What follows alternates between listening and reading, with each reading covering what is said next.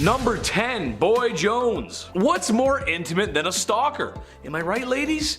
If there's one thing women have loved throughout history, it's having every second of their privacy being watched by some creepy man, right? No. I can only imagine it's been worse since the dawn of smartphones and social media. That must be horrible. Well, as it turns out, there were some real creepwads in the Victorian era too. The Boy Jones was a stalker of Queen Victoria who on multiple occasions snuck his way into Buckingham Palace, one time escaping with a pair of the Queen's underwear. What? Arrested multiple times but still somehow found his way back to the palace. But what they should have done was swap the Queen's underwear for a pair of mine after a shift in the garden center I used to work at. Oh yeah, nobody's coming for you after sniffing those bad boys. Oh! Number 9, Graceful Words. This was a time when ladies were supposed to be ladies, and that means manners are on the table and elbows are off. Dresses were worn to not show ankles, God forbid an ankle or wrist bust out. I think more importantly, however, or rather unusual that is that women were expected to talk a certain way. Good evening, Mr. Burrows. You must excuse my tardiness. There was a dreadful man screaming at me because my ankles were shown whilst mounting my carriage. Your what was showing, love? Oh, you hurdle it. I can't believe it. Excuse me. I must be someone else. I don't need to tell you guys how ridiculous that is. I say fly off the handle, ladies. Wear what you want, do what you want. Number 8, shots. Not the kind I like. Well, I don't know about you guys, but nothing ruins the mood for me and my lady like being fired upon. Yikes. I'd like to stay the night, kid, but the automatic gunfire coming from outside is starting to get to me. See, all gangster impressions aside, things must have been that way for poor Queen Victoria as she was shot in her carriage in 1840.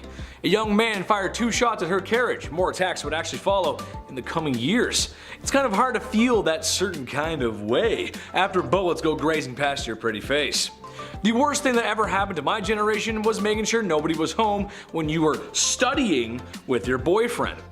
I was too busy playing Call of Duty, but at least I never got actually shot at. You know what I mean? That's just a good thing. Number 7, grave designs. Graves, but make them cool, you know? Customize your own pit in the ground. That's fun, that's grim. In the late 1700s, cholera, bacterial infections, pretty much anything floating around your mouth and eyes, it was spreading and it was bad. Not a good thing to ingest. Not an ideal time in history. Many were biting the bullet at this time, of course being gravely ill. But with this came a dark, new, fun trend. Yeah, here we go. The safety coffin.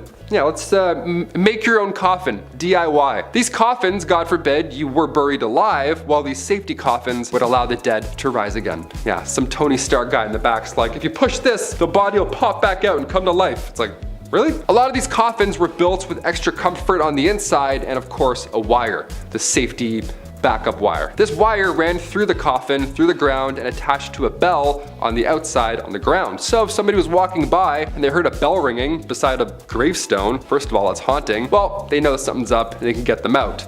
But folks would get creative with their safety coffins. They would ask the inventor to make them crazy things, like a man named Robert Robinson from Manchester. He had some odd requests. He passed away in 1791, but he instructed his family and watchmen to open the special door on his coffin after he passed. This special door would reveal a layer of glass. Yeah, so if anybody saw any condensation, well, you know he's still alive and get him out. Only he wasn't alive. And now we just have the world's scariest exhibit, just a real life dead man. Let's close that back up forever. I don't want a glass coffin, that's disgusting. Number 6, rat catcher. I mean, obviously you know what's gonna happen with the name the rat catcher. It's gonna make a lot of you out there squirm in your seats, and I apologize in advance. Hit that thumbs up, you know, let's even out the energy. Rats in Victorian England, they were a massive problem. They were everywhere. Every nook and cranny of your home probably had a dirty, fat rat just sitting there with its weird teeth looking at you. From the basement to the pipes, everywhere. It was literally a big problem. There's even an account of them spilling over from royal parks. So imagine that. So of course there's a problem. So of course where there's a problem, there's now a job, right? Someone's got to do something about it. Rat catchers were pretty famous throughout the Victorian era. I mean, of course, brave souls, and they were highly praised in society, but the job obviously wasn't too glamorous. You'd be going into dark, dirty places where rats would make their homes, and we'd catch them, and you'd often have to kill thousands of rats every single year. And then deal with that. I don't even know how you deal with those bodies. I was gonna say bones, ew. More often than not, rat catchers would use other animals like dogs and ferrets to help them hunt down the rats. So You have your own little animal posse hunting down other animals. You would feel pretty good. You'd feel like the king of animals almost. Probably not, eh? It's probably a disgusting job. You probably hate it every day. Number 5, matchstick makers. The idea of a lighter wasn't really a big thing back in the Victorian era, obviously. I mean, they definitely existed. The first lighter was invented in 1823, but it wasn't like the ones we have now. Not like those Bics that still don't work. It wasn't a portable thing. The first match was invented in 1805, but it kind of sucked. And the first friction-activated match came around much later in 1826. This one here changed the game for good. They were made with white phosphorus, which is, of course, extremely toxic. But they didn't have machines to make these matches. No, it was, of course, done by people, young women. It was only women that had to do this, and in the worst of conditions, of course. And before you ask, no, they didn't understand protective gear. Well, they did a bit, but even so, women didn't get that kind of luxury, right? They didn't get that treatment. These girls would have to eat their lunch at their workstations, meaning they would probably end up ingesting said white phosphorus the entire shift. History is horrible. Number 4. Resurrectionist. Alright, back in the day, medical schools who wished to study the human body only really had access to the bodies of criminals who had hit the end of their line, right? You're not gonna go dig up someone's wife and be like, hey, mind if I study her? He's like, no, please. There actually weren't too many of these bodies around to begin with, which led to a good price for bodies that were in, well, reasonably good condition to, study up close, other than being, deceased and disgusting. This wasn't exactly the greatest idea, sure, I'll admit that. Now you've probably created an opportunity for people with no morals or empathy to go and dig up fresh graves. And that's exactly what happened. People would become their own resurrectionist. It's a cool name for a god-awful profession, if you want to call it that. The problem was so bad that people had to protect, they had to guard the graves of their recently deceased loved ones, or else these guys would come in and try and dig them up and sell your nana for like 20 bucks. You have to stay there for 4 nights and guard her. That's crazy. No one should have to do that. The Victorian era sucked. No one should have to do that. Or this next one here. Number 3, train engine cleaner. Yeah, this one's gonna suck. It sounds yucky already. For this job, you were required to get into, of course, pretty tough positions to, well, clean the engine of a train. Train engine cleaners would have to get inside a small hole in the engine of a train and shovel out all that coal that was left over. Yeah, as if shoveling the coal in wasn't bad enough, now some guy's gotta crawl under and shovel it all out. Nope. They go underneath the train with a dusty ash pan and they work away all day long and nights. These guys would spend their days shoveling 5 to 6 tons of coal into the furnace of the steam trains and then spend their nights climbing into the same furnace to clean it out. Every time I watch the Polar Express, it's always so magical, it's always a great time. But even on the Polar Express, there's a guy shoveling coal all night long on Christmas Eve. You know what I mean? That's how bad this job is. Magic can't even save it. Couldn't even picture a worse job to have with this goofy back. Imagine that. Imagine me doing this all day. No way. Wouldn't make it 1 week. Number 2, funeral mute. Ah, yes. Death. Happened quite a lot back then. I thought being a pallbearer had a lot of pressure, don't drop them, all that kind of stuff. Victorian London saw many, many funeral mutes. Now, Oliver Twist, one of the lousy jobs in that tale, was that of a funeral mute. Oliver Twist is like, this one sucks. Well, it really sucks. Mutes were required to dress, of course, in all black with a sash while carrying a long cloth covered stick, and your job would be to, well, to stand and mourn and not say a thing the entire time. You'd have to stand at the door of the recently deceased home and just welcome death. Just embrace it. You have to be death. The mascot for death is now you. Horrible. In Victorian London too, you're gonna breathe in a fresh rotting body. Nice, that's good. I have about 4 days left, thank you. And after that point, you would lead the coffin all the way to the graveyard. Nice and slow, like you were leading a marching band. Only it's not music, it's death behind you. And finally, number 1, a chimney sweep. I remember doing this when I was a kid. Okay, I got some questions now. I'm gonna make some phone calls after this list. I had to do this when I was a kid, but back then it was a lot worse. It wasn't a chore, it was an actual job. This was a terrible job to have in Victorian London, obviously. Chimney sweeps were famously young men, guys. I can't say anything else here, but they were young lads. That's it. History is pretty horrible, right?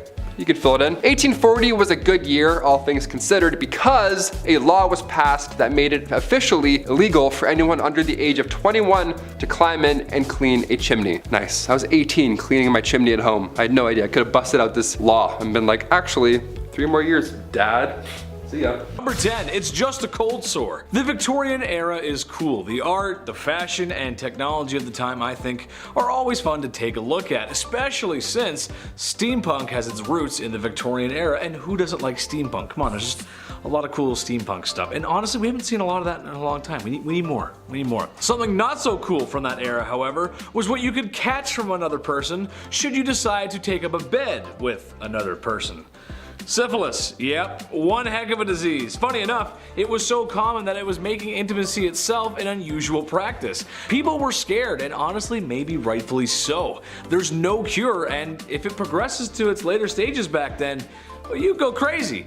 And then you end up being that guy that's always screaming in the streets. Every city has one. You know what I'm talking about. Number 9, the French letter. The issues of intimacy and its repercussions were becoming quite clear in the Victorian era. Something had to be done, as spending any amount of time in the brothels could have you shucking barnacles off your lower deck in the morning, if you know what I mean. Introducing the revolutionary new invention, prophylactics. For those that are college age, you might find it disturbing that these party favors weren't made of rubber or disposable. Yeah, hear me out. They were made of sheep's guts, and they had to be soaked first so they would become flexible. Because when you put these bad boys on, they had to be fastened on. It's not very good, not very attractive. Once the deed had been signed off on, the device was then washed and then hung up to dry like your dirty laundry.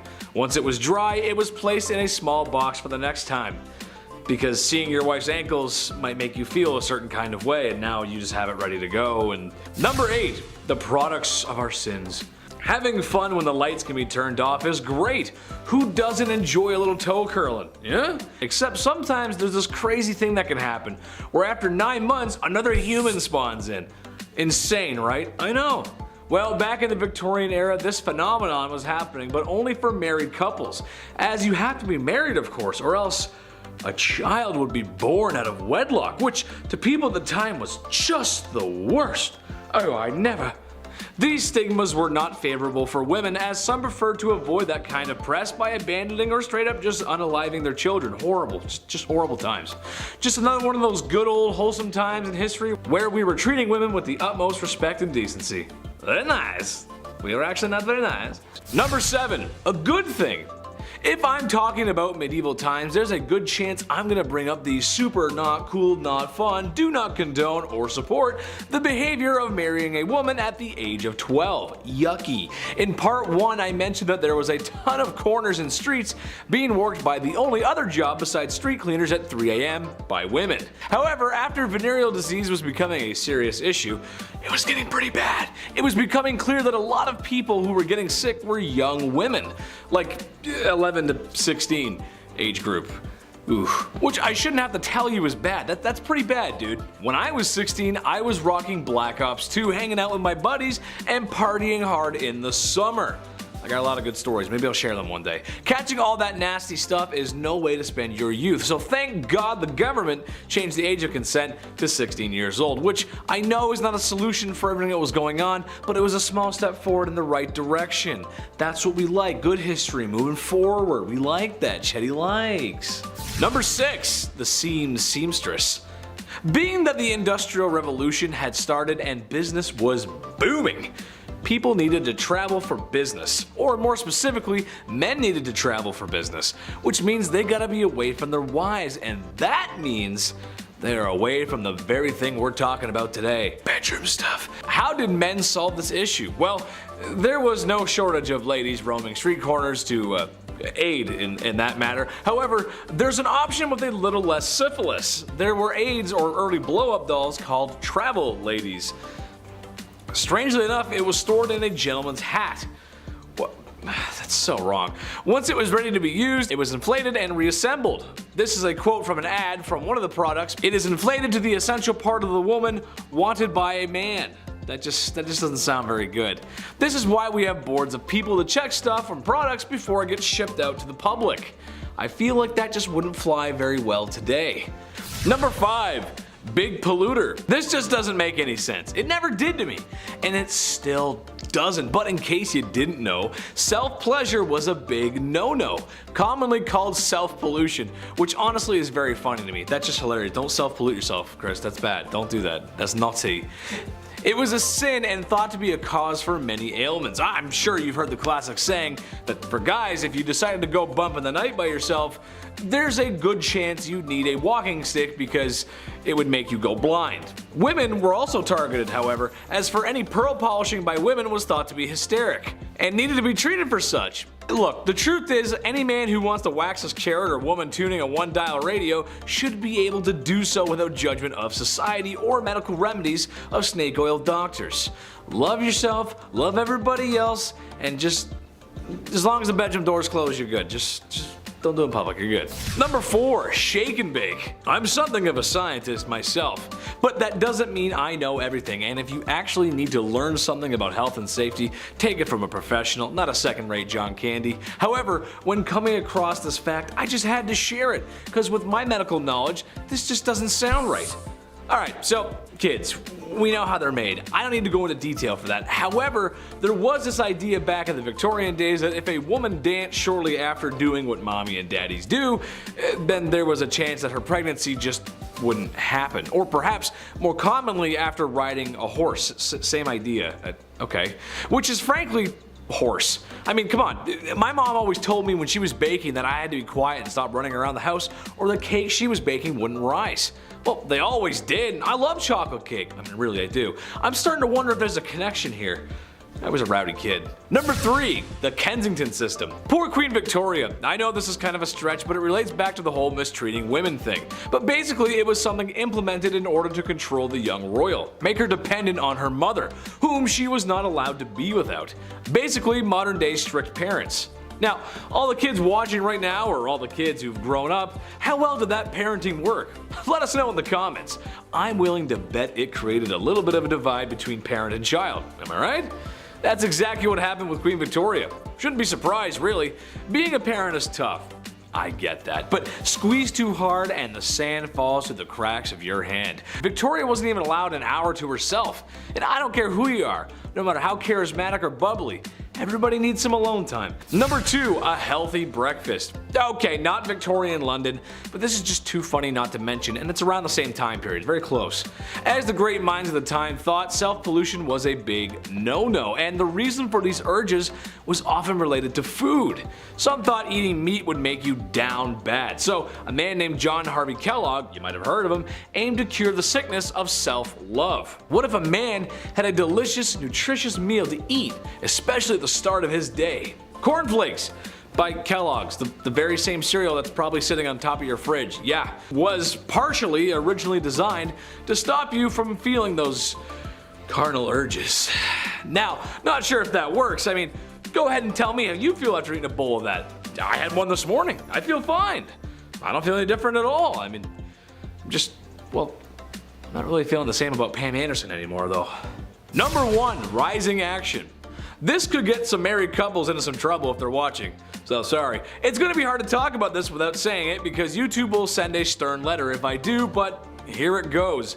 The deed was not considered done unless both parties had signed off on it, had their toes curled, reaching the peak, your magnum opus, the way I feel when I eat at McDonald's, DEFCON 1, or simply mispronouncing organisms in health class. I feel like once you're involved, you're involved. And to me, that's a done deal. You can't really reverse it from that point on, regardless of any of my euphemisms, but that's what they thought. They thought if you both didn't climb that mountain together, it didn't happen. Because science. At number 10, death photography. Has anyone out there looked at really old photos and had that eerie thought that everyone in that photo is dead now? I have. I know it sounds kind of weird, but it's just something that comes to mind sometimes. Back in the Victorian era though, they really had that thought because death photography became a trend at the time. Back then, people were dropping like flies. They dealt with a lot of illnesses like measles, scarlet fever, diphtheria, rubella, typhus, and cholera. Death was all around them, but with the rise of photography, this became a new way of keeping a memento of their loved one who passed away. Before this, they would keep locks of hair and other items from their loved ones, but once they got access to cameras, families started posing with their dead relatives. Literally. Families would often keep the bodies of their dead loved one in the house for days after their passing in order to have that mourning period, but soon they started staging photo shoots with the remains of their relatives, posing them and dressing them up to make it look like they're still alive. Family members would take pictures with the deceased to have one last family portrait before burying their loved one. It's kind of heartwarming in a way, but also really creepy. At number 9, emigration. During the Victorian era, there was unfortunately a lot of orphan children living in the streets of London. It became a pretty big problem because of the sheer amount of young people without homes or families. It was estimated that around 30,000 children were living on the streets in London in 1869. Soon a program was put into place to try and solve this issue, and people started rounding up these orphan kids and shipping them off elsewhere to work in some of the British colonies. Many of the kids who were shipped off ended up working as farmhands or as domestic servants. Though many children were shipped off to places like New Zealand and Australia, the majority of them went to Canada. About 80,000 of them actually. They were sent away with hopes that they would be able to live better lives, but unfortunately for many of those kids, they didn't end up having any better luck in compared to when they lived on the streets. This practice ended up becoming pretty controversial, as you can imagine. Before we carry on talking about the strange things that happened in the Victorian era, why not take a moment to leave a like on this video if you're enjoying it so far, and while you're at it, consider subscribing to the channel to see more videos like this one. At number 8, mental health. Back in the Victorian era, the study of the human brain and psyche was still relatively new, so no one really knew what was going on up in people's noggins. Mental asylums started to pop up, and people started getting diagnosed with mental problems even if the diagnosis wasn't accurate. The 3 labels that a patient could fall under were the manic, the melancholic, and those with dementia. The symptoms for those big 3 labels often varied, and people were admitted to asylums for some pretty messed up reasons. There was a list of common causes for mental illness that people referred to back then, and it included things like, quote, laziness, novel reading, superstition, an immoral life, and intemperance, as well as the act of self-pleasuring. For women, they could also be sent to asylums for some pretty ridiculous reasons, like imaginary female trouble, hysteria, rumor of husband murder, and even fits of desertion of husband. I am so glad things have changed since then. Number 7, expectations. Alright, this one goes out to all the married ladies in the audience. Hello, how are you? I'm doing great, thanks for asking. I'm curious as to why you got married and what your expectations were. Did you marry your high school sweetheart and live happily ever after? Maybe you had a shotgun wedding and after one night at the saloon. Maybe you just really wanted to find a nice man and settle down, start a family, be a mother. I think any of those options are great, so as long as you have options. In Victorian England, you were expected to do the latter. Women were expected to get married and have kids, and that's about it really. My question is, why were angles and wrists an issue but giving birth isn't? What I mean is, it's kind of a compromising position to be in. All I'm asking is that the girls get treated fairly and given choices, and be allowed to show some ankle. It doesn't make any sense. You can look at her business down there, but you can't show an ankle? That doesn't make any sense. I'm a magician. Number 6, double standard. Divorce sucks. It's no fun. The person you once loved and cherished is now the villain in your story. I love McDonald's, and I don't ever want them to be the villain in my story. I love you guys. Gotta get those Happy Meals. Divorce is something that isn't new. Honestly, it was probably invented the second after marriage was. In Victorian times, men had the right to divorce their wife if they had committed adultery. Women could not. Well, if you refer to my last part, you know that men were doing more than a little window shopping when it came to women. When men left town for business, they would have hired the services of a woman who patrol the streets at night. No, I'm not talking about Batwoman either. So men can divorce women if they dare to do what they did on a regular basis. Yeah, that's totally fair. That's good. Equal. Absolutely. Yeah. Number 5, Emo Girl. All the Forever Alone people, raise your hand. Let me hear you roar XD. I like to joke around a lot and say I'm a lawyer, a firefighter, and the cutest guy on the whole wide internet. But if there's one thing I know, it's people. I like people. I love them. I spend a lot of time with them, and after hearing this, I've come to the conclusion that this is where the emo girls come from. I figured it all out. It's down to a science. I'm a scientist now. Do you ever get that feeling in your tummy on Valentine's Day because you know it's going to be another one alone? And you'll be forced to be on your own, and that means sad music and crying in your room. Same, it's Drake's Marvin room for me. Well, single women in Victorian times had similar issues. Since women were expected to marry and have kids, single women who were also forever alone were pitied by society, which I argue is just way worse. No one wants to be pitied. Ugh. Number 4, gold diggers. She take my money when I'm in need. She driving? Okay, anyway, back to the actual content. Well, not exactly. While today in a place like sunny California, you might see an older man with a woman who's half his age. Maybe he's driving a nice car, or she's got on the very best and latest from Louis Vuitton. Stylish, yeah. Most of us think some thoughts about what we might think is going on there. We can kind of be judgmental sometimes when we see things like that. However, looking through a lens of 2022 to Victorian times might make the women of Victorian times appear to be gold diggers, but in reality, it was because all of their financials were tied to their husbands, legally too. Which, if you can imagine, that system didn't work too well. What if your husband is broke? What if your husband is running amok with sultry lasses on the street corners? Like I said before, no divorce, but even if she could leave him easily, supporting herself afterwards was going to be an issue, especially financially. Number 3, birth factory. Just pump them out. The faster the better. Quantity over quality. Just get them out. The use of birth control, as you can tell, was not a common practice. Anyone who's over the age of 25, ask your grandparents how many brothers and sisters they have. I'm willing to bet it's in the 6 to 8 range. Let me know in the comments below, I'm curious. A trend that would continue for a few decades after. Education is important, and I'll get to that in my next part. Women were simply expected to act this way. Maybe it was the sign of the times since the Industrial Revolution was in full swing. Maybe the factories needed workers, I don't know.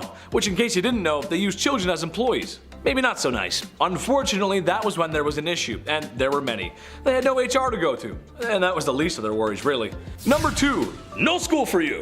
No higher education for women. Banned from going to university. I don't think so, not very nice, no. Honestly, any society that doesn't want half of their population to go to school probably has a few things to work out. It's a boys' club, and they can only go to university so that they can learn to be smarter and be businessmen, so they can earn money and thus have the facilities to court a woman who really doesn't have a choice anyway.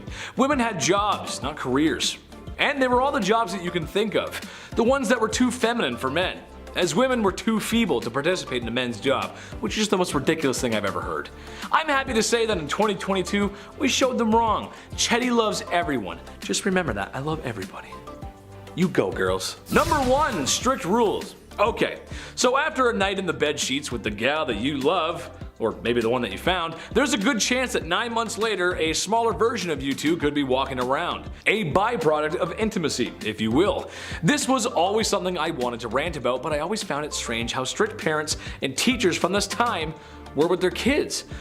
You gotta brush your hair, bed made, and whatever you do, don't ask for more gruel. Please, sir, could I have some more? Whatever that Charles Dickens book was, I think it was Oliver Twist. They made us read those books as kids, and I don't know why, because they're kind of boring. From the extreme military code ethics happening at home to the long days in a factory at work, being a kid was tough, man. Earning the punk rock blues of today. I'm just a kid and my life is a nightmare. Number 10, the cholera belt.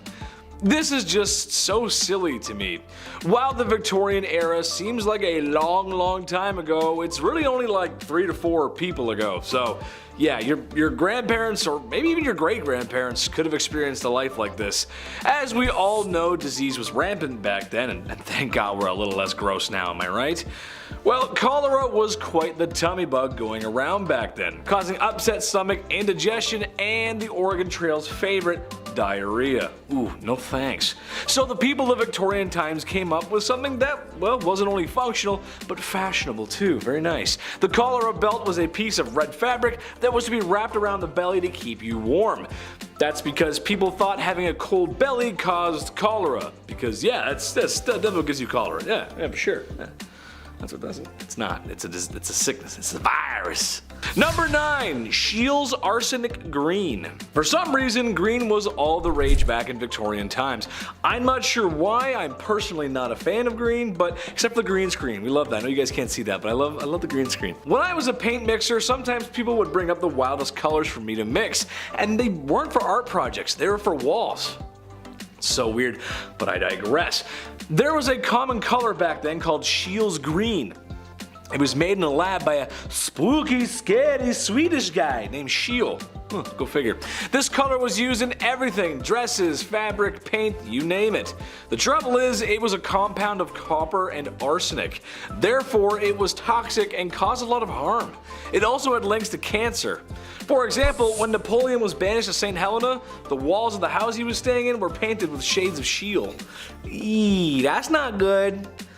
Pretty sure he died of stomach cancer too, so there's a connection there. Number 8, Beetle Dresses. Like I said, the green color was really in at the time, and there were other ways of achieving such a gorgeous glow besides using Schiel paint. Similar to how Cleopatra made her eyeliner, some dresses in Victorian times were made with pieces of beetle. Oof.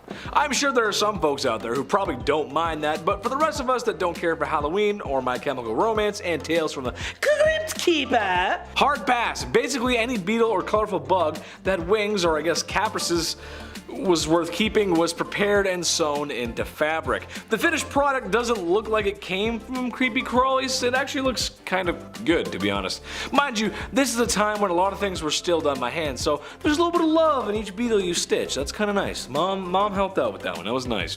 Number 7, diet. Bedroom misconduct was becoming a huge issue. Refer to number 9 and 10. While women did get most of the blame because, well, you know, history, men did get some of the blame. The issue of intimacy for men could be described as barbaric primal sense. So how do we curb this? How do we stop men from acting on these caveman urges, ooga booga?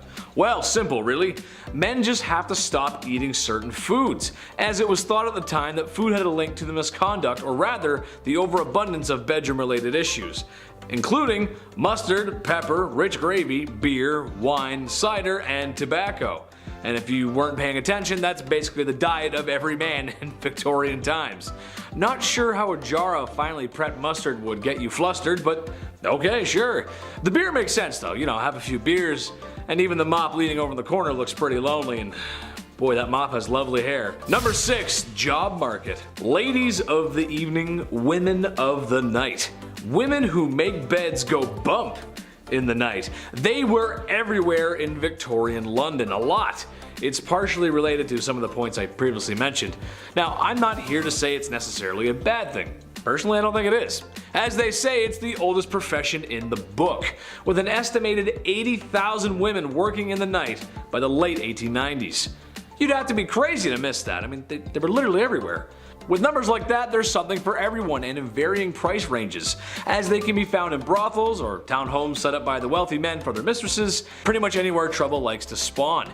Even some artists took advantage of this by living with the gorgeous girls of the evening, as going behind closed doors with one was debatable, but becoming friends? Now that's a social transgression. Becoming friend, how dare you befriend the people of the night? Number 5, Jolly Lad. When people think about certain magazines that depict lewd imagery, you probably only think of Playboy. The bunny imagery was good marketing, honestly, just smart. But what if I told you the Hefmeister wasn't the first to publish such a magazine, or imagery? Back in the Victorian era, there was some saucy imagery being produced. The government had outlawed such indecency, but this only made the lewd picture industry move underground, where naturally it flourished, especially in major cities. And if you knew where to go and how to ask for one, you could purchase something from the hidden menu. Kind of like when you go to McDonald's. Yeah, there's a hidden menu there too. Google it and see for yourself. I'd repeat what my favorite one is, but I would be in trouble from the YouTube gods. And I've been treading on thin ice this whole video, so Number 4, the First Counterculture. The 1960s were a very important time for many different people. Black Americans were fighting for their rights, music went from holding hands to strawberry fields, if you know what I'm saying, and everything that your parents told you just kind of felt wrong. If you grew up then, you know what I mean. I know people like to make fun of hippies, but there was some good ideas there. Well, in 1890s England, they were sort of having the same thing happen. Obviously not as strong as a push as it was in the 60s, but still. Basically, after all the oppression towards bedroom relations, people began to open up. Not literally, just open up thinking wise. That's really gross, don't repeat that. There's only one way we all got here. Unless you're a test tube baby, of course. In that case, thank you for watching CT133576-2. To some historians, this makes sense. When you push and push for things to happen or ban, eventually people will push back, especially if it's something like bedroom time. Everybody likes a little bit of bedroom time. Valentine's Day wasn't too long ago. Remember that? It was good. It was fun. It was good fun.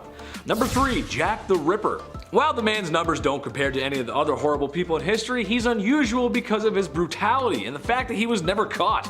Jack the Ripper was maybe the first modern serial unaliver. He haunted the streets of Victorian London and is responsible for claiming multiple women's lives, women of the evening to be exact, and they began to know the name Jack the Ripper.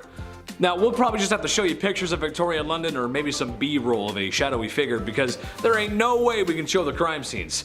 There's probably a dozen different theories on who done it.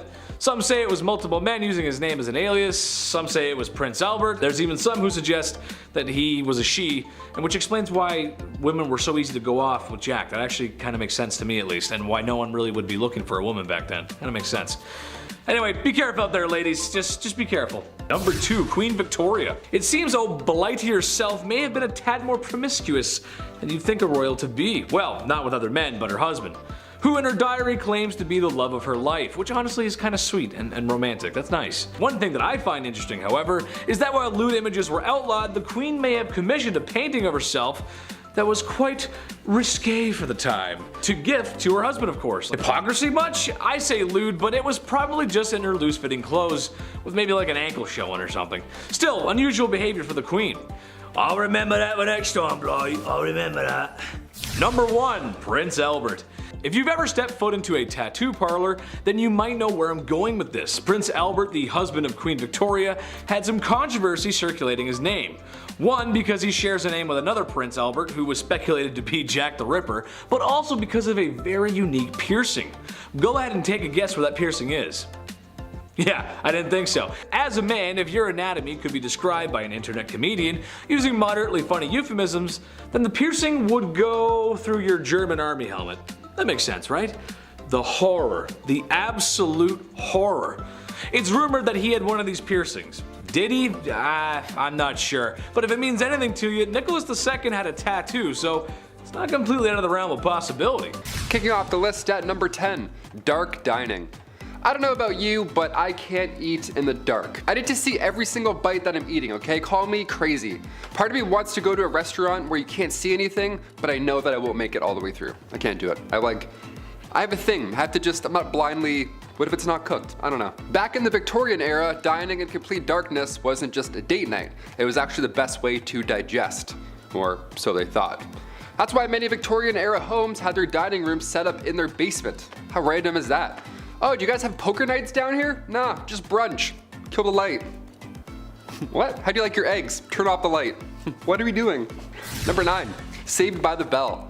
I'm sure you've heard about this at some point, but allow me to go into grim detail. In the late 1700s, cholera, bacterial infections, everything bad, you name it, it was all spreading. Not an ideal time to be alive. Many were biting the bullet at this time, of course being gravely ill, but with this came a dark trend. The safety coffin. Yeah, we had the safety dance, now we got the safety coffin. Here we go. These coffins, I mean, God forbid you were buried alive, these safety coffins would allow the dead to rise again and exit said coffin. A lot of these coffins have extra comfort on the inside and, of course, a wire. This wire ran through the coffin, through the ground, and attached to a bell on the outside. So if a passerby heard it, one, that would be so scary, but if they heard it, they would know something's up and they would help them out. Folks would get creative with their safety coffins. For example, a man named Robert Robinson from Manchester, he passed in 1791, but he instructed his family and watchmen to open the special door on his casket, revealing a layer of glass. Now, if anybody were to see condensation, he could then be removed. Patent number 81,437 was actually granted to Franz Vester in 1868. It was an improved burial case, a real patent. This was a real coffin. This is crazy. This one had an air inlet, a ladder, and a bell. All three, there you go. The description of the patent says, if too weak to ascend by the ladder, he could ring the bell, giving the desired alarm for help, and thus save himself from premature death by being buried alive. Nice. You thought you died. Psych, climb this ladder. There you go. Good luck getting out. Now you're in an escape room. Enjoy. You only get 2 hints. Like a walkie-talkie. Hey, how do I get out of the coffin in room B? Number 8, no air. Now that song's gonna be stuck in your head. Jordan Sparks, a classic. Since we're on the topic of safety coffins, I had to include one more. maybe 2 more, I'll never tell. This one is fascinating. The science involved here was honestly impressive. There was the classic wire and bell method, but the more sick people got, the more creative they had to become. Like for example, patent number 268,693, John Krischbaum's device for indicating life in buried persons. Yeah, an 1882 classic, we love this. We got the iPod Nano, they got the device O Life. Nice. Upon first glance, you may think this is some type of medieval punishment, whatever, but really this device detects movement whilst providing much needed air.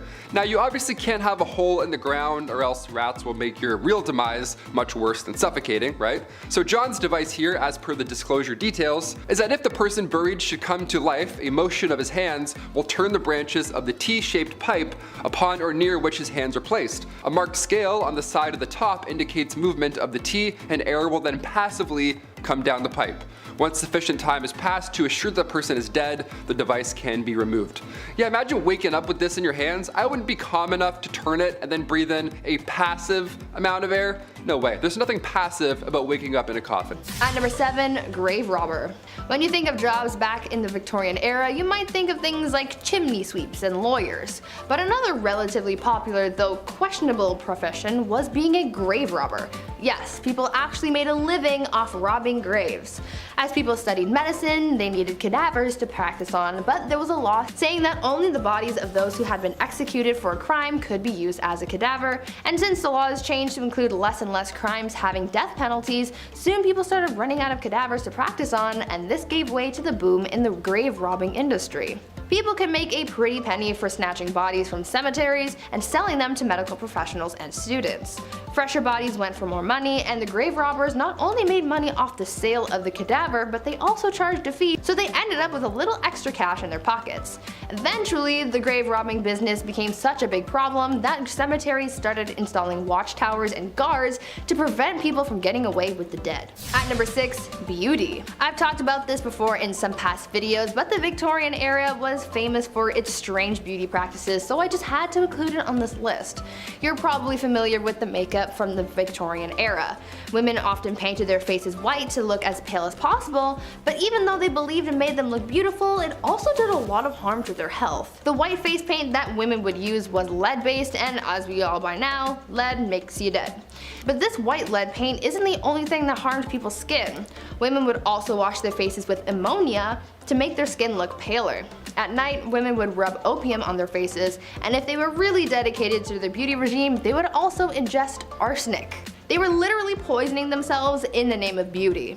Women would also use mercury on their eyebrows and eyelashes, and would use lemon juice or belladonna in their eyes, which could cause blindness in some people.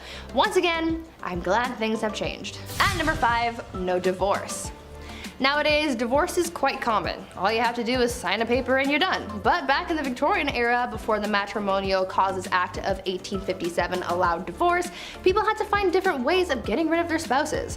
After all, just because there was no divorce doesn't mean that everyone was happy in their marriages. It turns out that in order to solve their problems and get rid of their spouse, people would just sell their wives, either in public or in private sales. Most of the time, a man would take his wife to the town square and just sell her off to a new man. According to some records, some women had the power to veto a sale, and sometimes it was for cash. Though I think the cheapest that a wife was ever sold for was a pint of beer. This wasn't necessarily bad for the woman, because if she was sold to someone else, things could sometimes work out and she could live a better life with a better spouse. And if she didn't, then she would just get sold again and get to try her luck with a new man. At number 4, food additives. These days, people are becoming more and more concerned with artificial additives in their food. All natural, organic, pesticide, and hormone-free food is becoming more and more popular, but back in the Victorian era, people were putting all kinds of additives in their noms, and a lot of it was really, really bad for you. Like, we're talking deadly. Chalk and alum were often added to bread dough to make it whiter, and sometimes pipe clay, plaster of Paris, or sawdust was added to the mix as well. Red lead was sometimes added to cheese, lead was added to cider, mustard, wine, sugars, and candies, copper sulfates were used in preserving fruits, jams, and wine, mercury was used in candies, and even ice cream was made using a water and chalk mixture. All of these unsafe ingredients are actually what prompted the food safety industry mercury because no matter what's going on, you shouldn't be eating lead, chalk, and mercury. At number 3, corpse medicine. Now earlier I mentioned the whole grave robber industry and how that really took off during the Victorian era, but now let's talk about how they used corpses in their medicine. Back then, some people believed that consuming certain parts of the human body could cure their ailments. I know. Gross, right? One of the more popular medicines back then was a mixture made with human skull and chocolate, and it was believed to cure apoplexy. Back in the Victorian era, medical texts were published describing what parts of the human body could be used to treat specific ailments.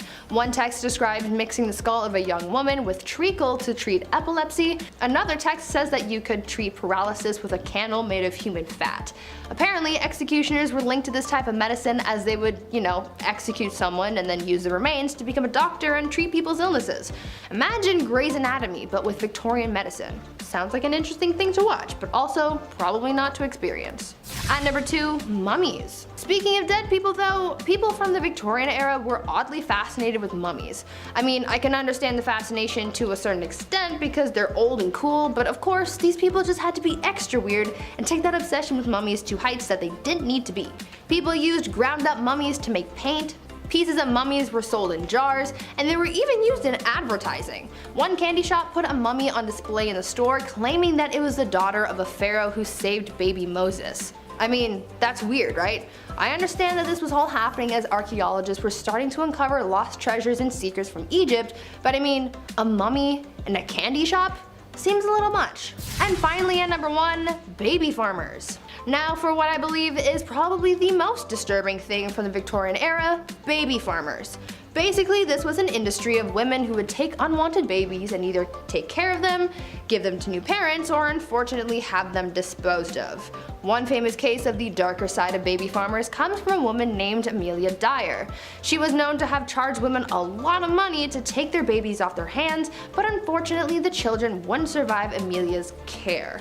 It is believed that Amelia was responsible for the passings of hundreds of babies, making her one of the biggest monsters of the Victorian era. Kicking off the list at number 10, Smokey Behind. When somebody tells you that you're just blowing smoke, it means that you're lying, okay? You've now been given exaggerated information of sorts. Well, back in the 18th century, they literally had to blow tobacco smoke at your behind. Yeah, weirdest work break ever, I'd say. So why did we perform magician enemas back in the day? What was the deal here?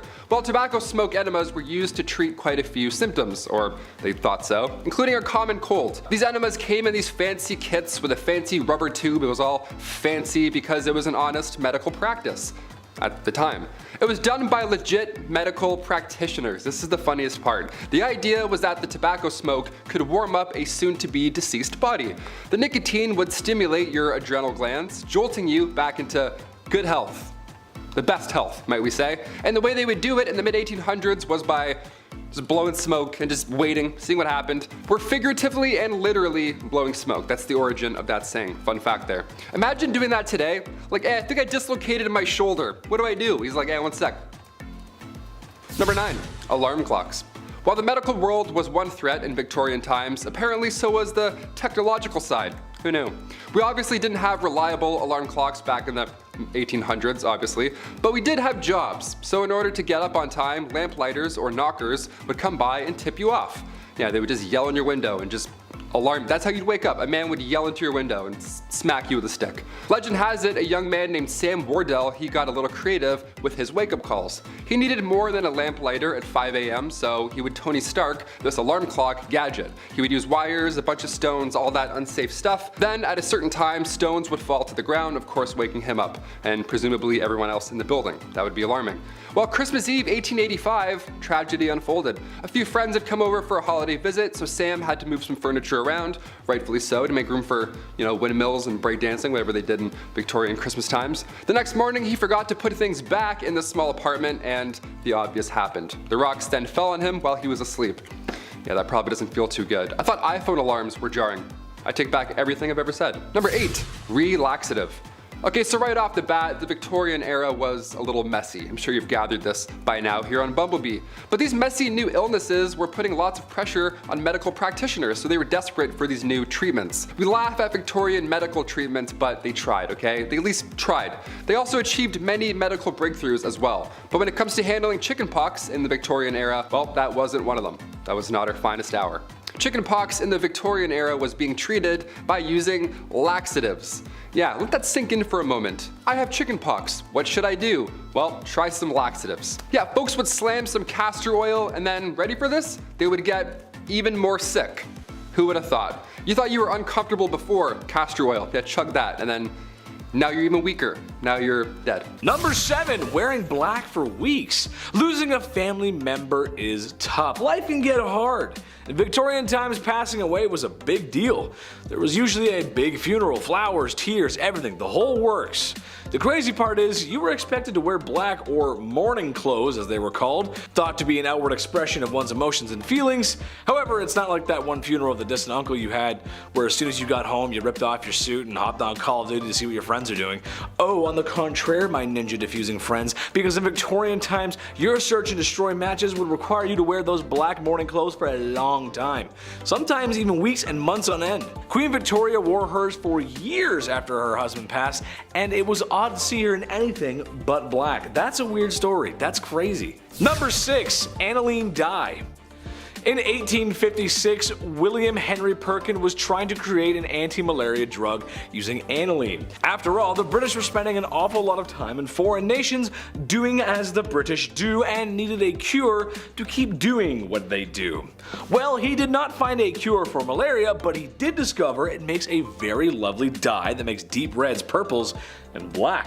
You need that for the funerals. Naturally, this picked up a lot of steam and began to be used in everything from socks to shoe polish. Yeah, I know, right? Trouble is, once people got enough exposure to the clothing with aniline dye, their skin would go red, itchy, inflamed, and was known for causing really bad headaches.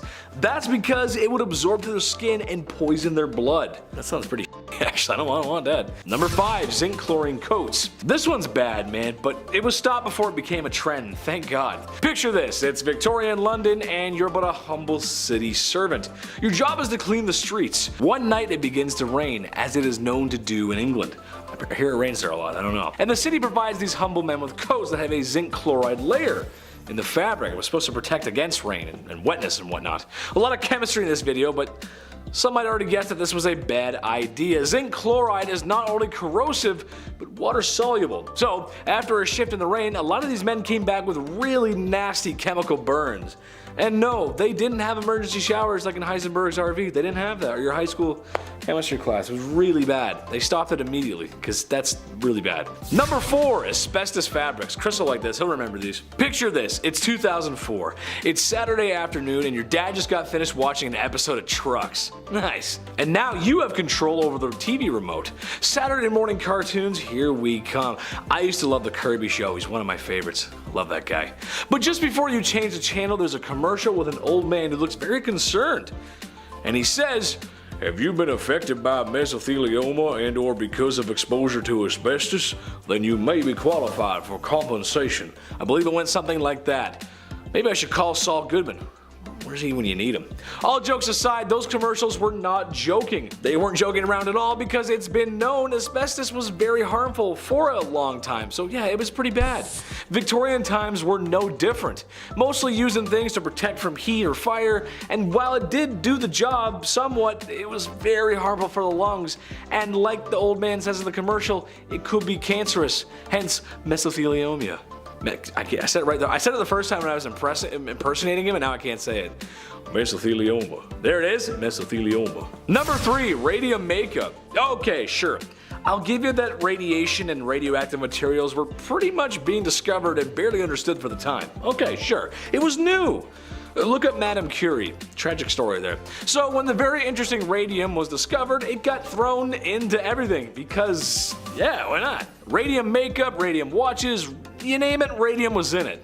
While at first exposure to radium, you'd be fine, not too much to worry about. However, after years of direct physical contact on the skin, yikes, there's going to be a problem. It's radioactive. It's the reason why you shouldn't get too many x-rays. Not that it's radium, I'm just saying radiation in general is not good for you. Not much to explain in this one except it was used and manufactured in women's makeup and they used it, and I'm sorry, that's just rough. Number 2, Mercury Hats. Mercury was nothing new in the medical field in Victorian times. It had been used in ancient China for a long time before that. And yes, it was poisonous. It was harmful too. However, in Victorian times, some hats included mercury in their production process. Now, why is that so bad? Well, because mercury makes you go insane. Hence why they called it Mad Hatter's disease. I could not think of a worse name for a disease. Now, not that it's a fashion point, but this was also readily used for treating syphilis at the time.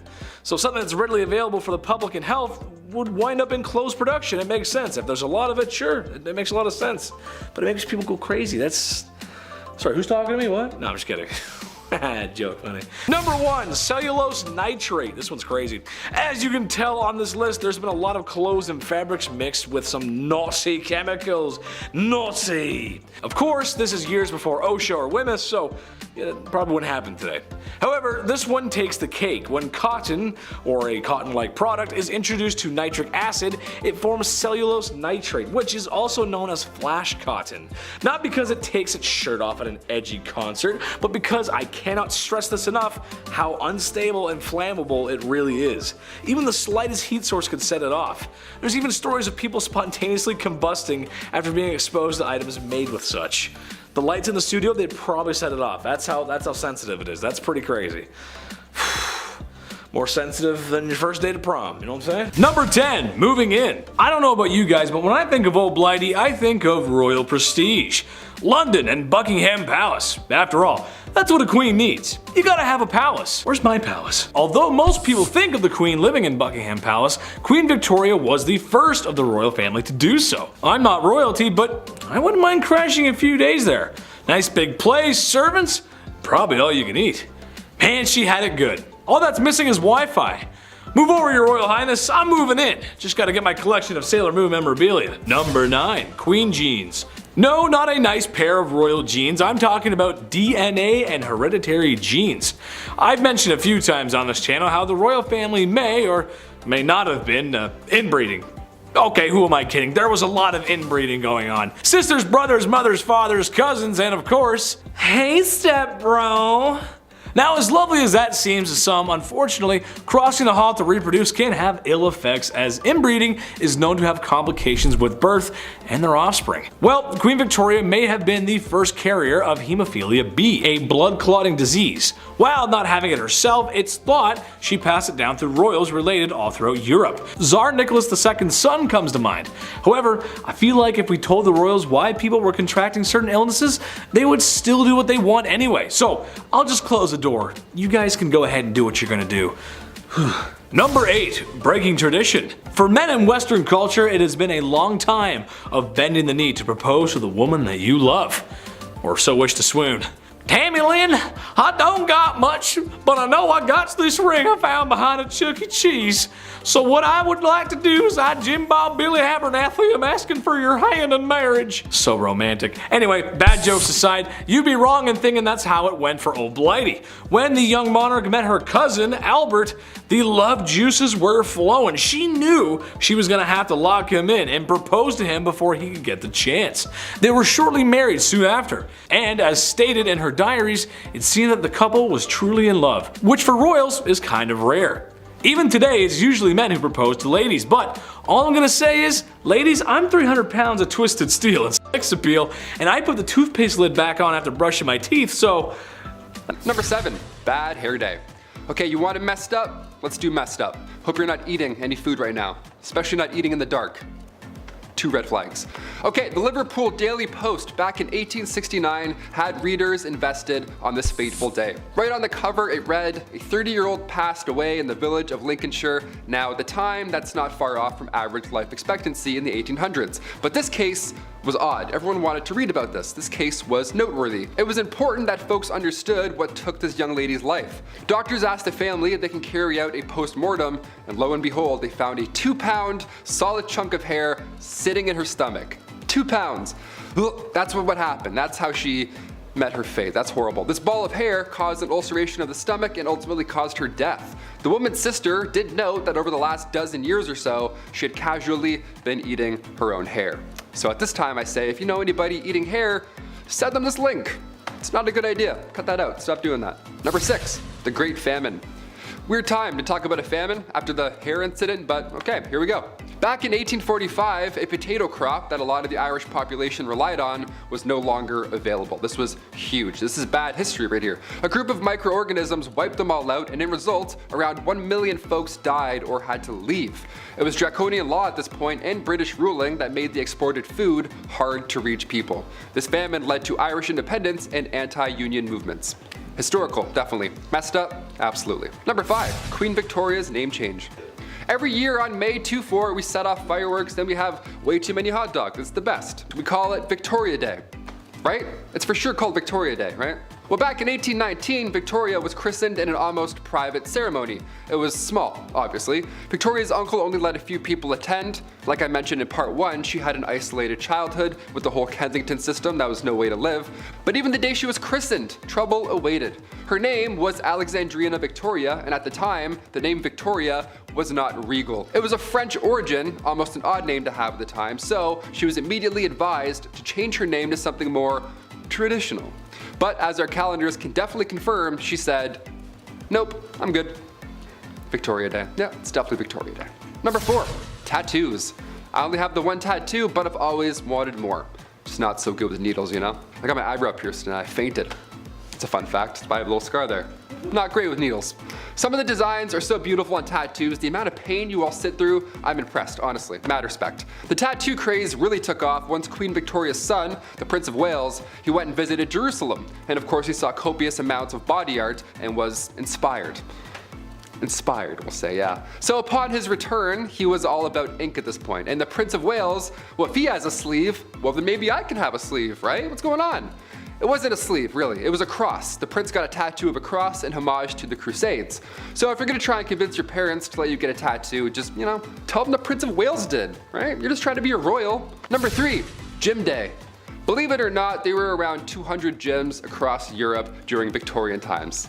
Yeah, just like 6 good lives. You're like, what's this about? Even Victorian dudes skip leg day. How great is that, okay? It's not just you. These gyms weren't bright, they weren't open, they weren't well ventilated, they weren't motivating, and definitely not safe. None of those, definitely not. No, Victorian gyms were reserved for the upper class, obviously. Grab your pocket watch and blazer, Ezekiel. We're doing squats today. These machines also were not ideal. They were designed as antiques first rather than their purpose. Also, half of these look like saw traps. Like, are you kidding me? No way I'd bend my arm around any of these devices. No way. All those wooden wheels? No. I'll stay weak and brittle, thank you. Number 2, ghost photography. Had to look back. I don't like talking about ghosts. As if the reanimated corpses coming back to life while they were ringing a bell wasn't scary enough. Yeah, let's talk about 1800s ghost photography. The camera was a hot new invention at this time, so tales of ghosts and spirits were now easily believed. Yeah, obviously, when you have a photo of a see-through woman, you're like, that's pretty terrifying. A big name in the ghost game was a man named William Thomas Stead. He was born in 1849, and Stead was the son of a Congregationalist minister, and at the age of 22 he was appointed as editor of Northern Echo, which was a regional newspaper in Darlington. So far, so good. This British medium, Richard Borsonol, featured a photo of W.T. Stead and a real spirit. Yeah, imagine that. Imagine a day where somebody being awarded the Nobel Peace Prize also poses for photo ops with ghosts. You're like, do we believe all of this or none of this? What's going on? This is so scary. And finally, number 1, music for eternity. Before we wrap up this wild part 2, I had to include perhaps one of the creepiest patents of all time. Patent numero 9,222,059. Yeah, the number is going a little bit higher. This one got me thinking. I wanted to end this video off on this note. I like this idea. Maybe, I don't know yet. Music for eternity systems. Okay, this patent is not from the 1800s, but rather 2015. I know, it's not Victorian, but when else am I gonna talk about this, really? The idea here is that you could stay connected to your loved one by using a solar-powered digital music player. The best part here is the patent details how surviving family members now have the ability to update, revise, and edit stored audio files and programming after burial. Yeah, next Rihanna album, no problem, I got you. There's a speaker in the casket and there's a headphone jack on the tombstone, so we can listen together. And then we can decide if we hate the album. Kicking off the list at number 10, a lot of hair. To kick off this wild part 2, I had to include the tale of the woman who ate her own hair. Why did she do it? What happened? How much hair? Well, let's find out. All the questions about to be answered. The Liverpool Daily Post back in 1869 got the attention of those passerbyers with this one. A 30-year-old passed away in the village of Lincolnshire. That's not too far off from the average life expectancy in the 1800s, but this case was a little odd. Something was off about it. So doctors asked the family if they could carry out a post-mortem, and lo and behold, a 2-pound solid chunk of hair was sitting in her stomach. It caused ulcerations of the stomach and ultimately caused her death. What a horrible way to go out. The woman's sister did note that over the last dozen years or so, she had been casually eating her own hair, just one piece every now and then. Ultimately, it added up. If you know anybody that's eating their own hair, pass this on. Send them this video. This sounds rather uncomfortable. Number 9, cat attack. If I have to pick, I would say I'm 100% a dog guy. Cats are cool, don't get me wrong, but this next story freaks me out a bit. Also, I had a cat once and I pulled its tail and it hissed at me and scratched me. It scared the life out of me. So, dogs for sure. Back in 1870, a rich woman had put her time, energy, and resources into cat breeding. What a fun little hobby and lifestyle. She had tons of cats, she loved them all equally, and they loved her. I'm allergic also, so this story is my nightmare on a level. But it does sound like a cute time, I'll admit, that's a nice way. Especially like in the Victorian era, what a lovely little pocket of fun. 1800s, a lot of candles, everything being extremely flammable, disaster hit often in Victorian times. And in 1870, a fire broke out of this young woman's home, and the cats were sadly trapped in the house. They made it out alive, but by the time they made it out, the 2 maids that had kicked the door open to rescue them, they had gone full primal. The cats just attacked them and it was all bad. The fire in the house had obviously scared them, so when the doors were open, these 2 maids were both attacked by them at full force, essentially. All of these cats. Like, what a horrible thank you for saving all of their lives, you know what I mean? Number 8, quick divorce. Let's just say the love thing isn't working out, okay? It happens, people change, but now what? Say it's the Victorian era, but divorce in England isn't allowed until 1857, and it's 1856. So now what are we gonna do? Well, considering what list we're on and which part it is, it's pretty wildly unfair. If you were the wife, you were getting sold in this scenario. How horrible is that? Wife sellers, they were a thing. That was a legitimate business. How horrible. Yeah, you were getting sold if you were the wife. How horrible is that? Wife sellers was a legitimate business. There were auctions. Public auctions would be done. You would watch people bid on marrying your wife. At like noon, middle of the day, people are walking by like, oh, do I have any change? Hang on. This is insane. One real sale that happened in 1862 was in Selby. The asking price was a beer. The asking price for this person's wife was 1 pint. Sold, just like that. That's crazy. Sold, drank, now I'm married. That's insane. Other times, most of the time, it was a rather expensive exchange. I feel like there are plenty of cases where this would honestly be the ideal scenario. Just get it done in one day, whatever. Peace. See you again. Bye. You're the worst.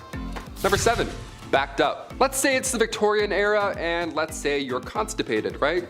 It happens, you know? Well, bad ideas will most likely follow, if you didn't already guess that. According to Merck's 1899 medical manual, small amounts of strychnine were prescribed to those who were constipated. Yeah, the strychnos nux vomica was thought to better the gastric functions. Even a small amount of this stuff would attack your respiratory system. You'd contract, you convulse, it's horrible. It'd be a painful way to go out. It's much worse than being constipated. Any day. I would much rather be constipated than any type of strychnine. Are you kidding me? Number 6, leeches. I grew up with hearing problems. I've been around the block with earaches, ear infections. I had ear tubes numerous times, all that jazz. So I feel really bad for the folks in this next one, okay? I hear you. Pun intended. In the Victorian era, medical practitioners would say to use leeches for your ear infections. That's the number 1 trick they don't want you to know. There it is. Once they're attached to you, the idea was that they can numb pain while at the same time providing proteins and peptides to its host. So on paper, again, the idea made sense, but the science didn't quite follow, did it? It wasn't entirely hopeless though. Recently in 2004, the FDA reintroduced leeches to the medical world, yeah, because their bite can break up blood clots and induce blood flow. So it's not entirely hopeless. We talked about leech collectors on this channel before, so of course we have to talk about more of the science that they were hoping to achieve with it, right? Also, I worked at a retirement home when I was 16. I thought that job sucked. Imagine being a leech collector? No way.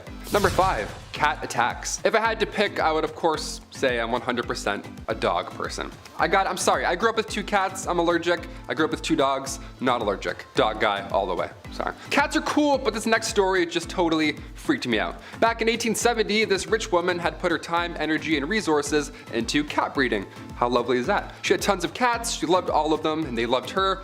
Again, I'm allergic, so I'm already sneezing just reading about this story. It was the 1800s, okay? A lot of candles, everything was obviously extremely flammable, and disaster hit often in Victorian times. And in 1870, a fire broke out at this young woman's home. The cats were trapped inside the house. Now, they made it outside, don't freak out or anything, they all made it out, but by the time the two maids had kicked the door open to rescue said cats, they had gone full primal. They were afraid, they were freaking out, they were just scratching their way out through anyone and everything. The fire in the house had obviously scared them, so when the doors were open, these two maids were both sadly attacked by all of these cats.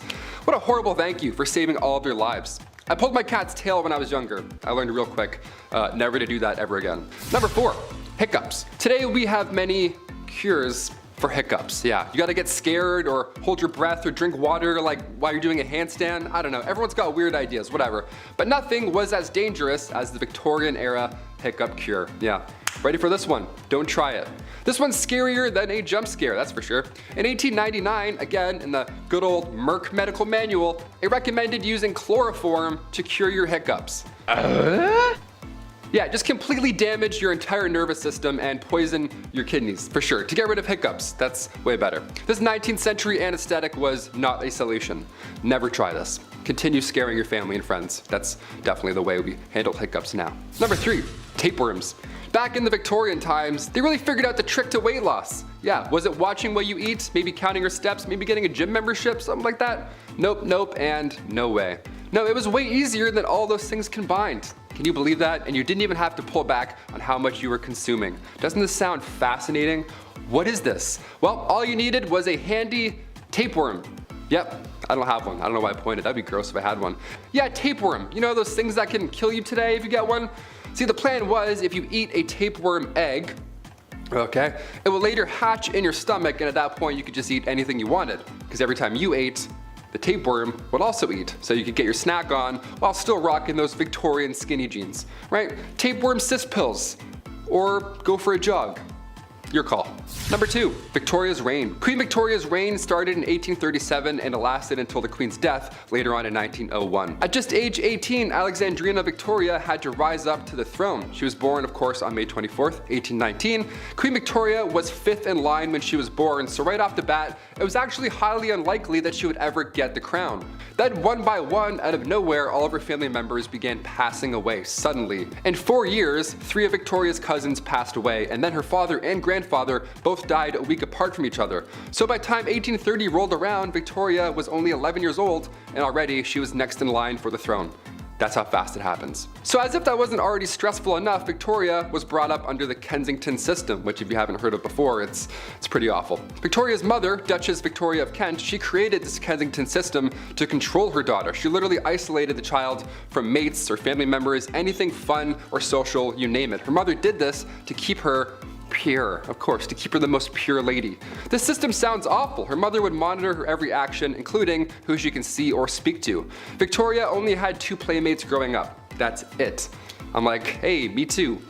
She had her half-sister, Princess Fedora of Leamington, and the Duchess attendant Sir John Conroy, his daughter, Victoire. I mean, only 3 friends growing up, that's cruel. She shared a room with her mother until she was finally queen. Yeah, she couldn't walk down the hallway alone at any point. She had to always walk with her mother by her side, even to the washroom. That's crazy.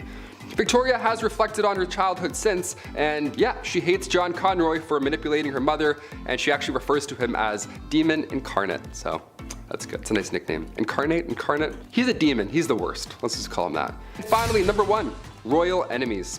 Being the queen and all, a security team is of course needed at all times. And during her reign, there were multiple attempts to harm the young Queen Victoria. The first attack was back in 1840. It was a young guy named Edward Oxford, and he attacked the Queen's carriage. Just ran at it like a crazy guy. Obviously, and thankfully, nothing happened. But when Edward was later accused of high treason, he was actually found not guilty due to insanity. Then a couple years later, in 1842, it happened again, but this time it was 2 men attacking the carriage. And then in 1849, her carriage was attacked by William Hamilton. In 1850, as the carriage was passing the gates of Buckingham Palace, Robert Pate, a retired soldier, ran up and hit the carriage with his cane. He was going nuts as well. Everyone wants this carriage. This is like the ultimate, no one's getting through this carriage apparently.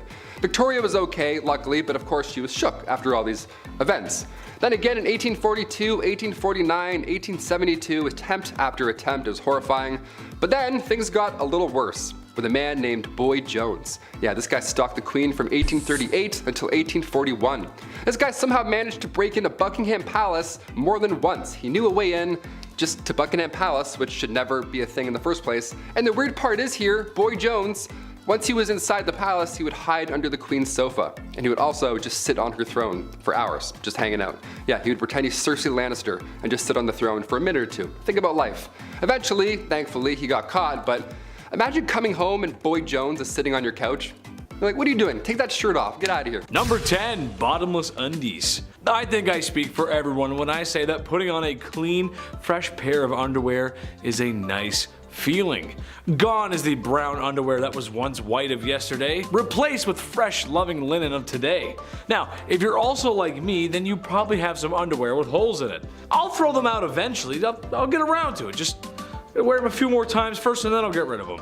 But did you know that some ladies' underwear in the Victorian era had no bottoms? Yeah.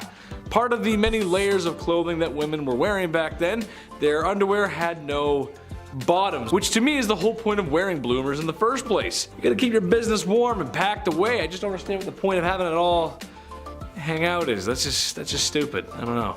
Number 9, no razors. There's a joke about the 70s, George W. Bush, and garden hedges here, but I'm gonna let you fill in the blanks. Basically, this is a time in history where you cannot hop in the whip and drive on over to your local hair razor dealership because there ain't no whips and there ain't no CVS, or Shoppers Drug Mart if you're Canadian. Today, you can buy disposable razors pretty much anywhere, and there's multiple models for doing so. When things get hairy, you got options. Women in the Victorian era were not so lucky. They had to go for the natural look. Now, not that there's anything wrong with that, it's just, I feel like a girl's gotta have her options. She gotta be able to, do her own thing. Why not? Number 8. The dirty Thames. When you think of Victorian England and the people, there's only really two classes, the wealthy and the ones who are broke and sound like they're from Peaky Blinders, love. Yeah, that's right. However, even for women of high esteem with their bottomless undies and lady maidens growing a flush, the streets of Victorian London weren't very bourgeois, to say the least. Muddy dirt roads, thieves, beggars, and a really bad smell. It just didn't smell very nice. Oh, and also a really scary guy, but we'll get to that in part 1. But perhaps the most disgusting was the Thames River, which after years of treating it the same way Brendan Fraser was treated after the Mummies franchise was over, it wasn't a good look. It was full of filth, sewage, garbage, and animal cadavers, so much so that it was said you could walk across the river on top of them. That is no place for a lady to be. Ooh. Number 7. Did you miss me? Queen Victoria was a leader. She held a lot of power, and that means people sometimes got a little crazy and wanted to remove her from such power. So for Queen Victoria, it should be no surprise, however uncouth it was, but she had multiple assassination attempts on her life. A lot of which were people firing shots at her carriage for some reason with a pistol. And a lot of these attempts leading people to being declared insane. And one specific amateur who tried multiple times to end the royal and failed every time. 8 times to be specific. I feel like after the first 4 times when the guard saw this guy approach, it was like, oh, man, this guy again. Oh, brother, this guy stinks. Anyway, all attempts to end her life failed, and she became the 2nd longest reigning queen, next to Queen Elizabeth, of course. Number 6. Oh, Christmas tree, oh, Christmas tree. I was honestly shooketh when I learned this, but you know that thing a lot of people do around the holiday season where they get a big green tree and they like decorate it because of the holiday called like Christmas? You might have heard of it. Yeah, I've never heard of it either. Bad jokes aside, the Queen and her husband may have popularized the Christmas tradition of decorating the tree after sending trees to local schools and army barracks. An image of the family decorating the tree was also published that Christmas. I wonder if they popularized any other traditions as well, like your aunt drinking too much wine, and that one uncle, no matter how many times he's told, says something at the dinner table that would have him sitting in HR so fast that, well, he'd be sitting in the HR office for saying something like that in public. Everyone's got an uncle like that. Number 5, the terror of London. If you're into serial killers and just a little goth or emo, I mean who isn't, then you know who Jack the Ripper is. If you don't, he was a serial killer who roamed the streets of Victorian England and killed multiple women of the evening, in what can be called the first, or one of the first, modern serial killers. Jack the Ripper, however, is one of the psychos who got away. No one is 100% sure on who the terror of London was. However, that hasn't stopped people from theorizing on his or her true identity. No, not Queen Victoria herself, although there are some who believe he was a woman, which would explain how he got away so easily. However, another popular theory is that it was the Queen Victoria's grandson, Prince Albert Victor. While there isn't much evidence to support this claim, or any of the claims really, it is interesting and makes me wonder, maybe the royal was a killer. We'll never know. Number 4. Short Kings Unite! Even though I'm a semi-charming and moderately handsome internet host, I suffer from an illness a lot of men do. I suffer from shortness. When the Lord was making me, he just put a few extra drops of cute in the mix. And then there was no more room for my legs to grow. I just see life from a little bit down below. Although, I own it, and thank God I don't have little man syndrome. All toxic jokes aside, Queen Victoria may have been a good fit for us short kings, as she was barely 5 feet tall. She's known for being a formidable queen, but when you're that short, it can sometimes be difficult to keep your stature. Somebody take me seriously. Number 3, dollies. Okay, so maybe my Sailor Moon merch collection is weird. Maybe I just want to be a cute blonde Japanese girl with a short skirt fighting evil. Can you blame me? However, something I always find strange, no matter who it is and who owns it, is a doll collection. Why? Why? And it's never a couple, it's always a large collection. And tell me why anytime you go to visit someone and stay overnight, they always put you in a guest room where the majority of the dolls reside. There's nothing like 100 pair of creepy plastic eyes staring you down while you're trying to sleep in a bed that isn't yours. Well, Her Royal Majesty had her own collection of dolls. Yeah, that's right. You can just imagine the kind of treatment these dolls received. It said she had hundreds of them, and most likely wore higher quality clothes than most common folk at the time. Great, now my worst nightmares outnumber me, and they're dressed to the nines. Whew, dolls are just creepy. Number 2, Here Comes the Bride. Imagine being so powerful, so mighty, and influential that you'll create 2 Western traditions. Sure, the Christmas tree is great, but I'd argue the white wedding dress is more. She wasn't the first to wear a white wedding dress, but she was the one that made it happen. There's a few reasons why, and the obvious one is flexing that royal coin, but imagine trying to keep pure white clothes clean in the past. My mom makes a mean spaghetti and meatballs, and I have a difficult time keeping those stains off my white t-shirts, which, if you also ask my mom, is a bad color for me. I was a messy kid. That's why other colors at the time made sense. After all, there's no dry cleaning in the 1800s. At least not with modern machines and stain remover. Hey Alexa, can you add stain remover to my list? Number 1. Send lewds. Despite being known as a somewhat prudent queen, apparently the queen had an eye for the art that was lewd. In one case, the royal husband and wife gave each other art. She got some nice work, and he got some nice works, if you catch my drift. We all know how nudity and lewd imagery can be treated by those who wish to censor it. Queen Victoria felt the opposite and had somewhat of an appreciation for the human form, even commissioning a lewd painting of herself. At least lewd for the time, it was more like a wrist and ankles kind of thing, but you know. Number 10. Train engine cleaner. Ever wanted to get inside a small hole in the engine of a train and shovel out the coal that was left in there?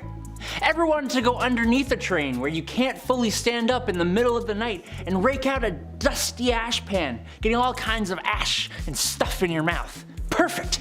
You can go join up with the railroad as a train engine cleaner. These guys would spend their days shoveling 5 to 6 tons of coal into the furnace of the steam trains, and then spend their nights climbing into said furnace, cleaning it out, and then going out in the middle of the freezing cold, wet night into a trench covered in water and oil and dust, and get right up under that sucker and pull out all the ashes and dust and crap that came out of the engine while it had been running all day. Number 9. Linker boy or linker men. Before the introduction of gas lights on the streets of London, the only gaslighting came in the form of small children who made you believe that you wouldn't be able to walk the streets without them tagging along with a torch to help guide your way. Then they'd expect a tip from you.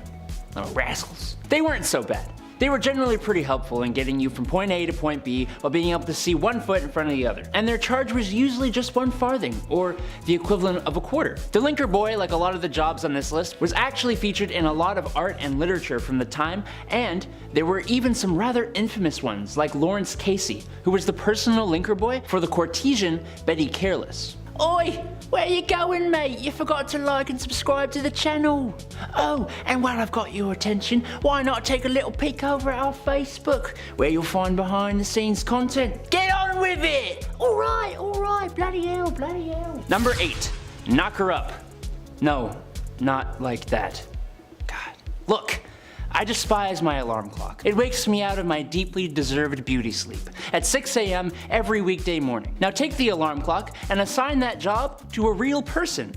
That person is a knocker-up, a person employed to wake up workers at mills and factories on early shifts, going from house to house using a long pole to knock on bedroom windows. In other words, a person employed to become the epitome of all my hatred in this world.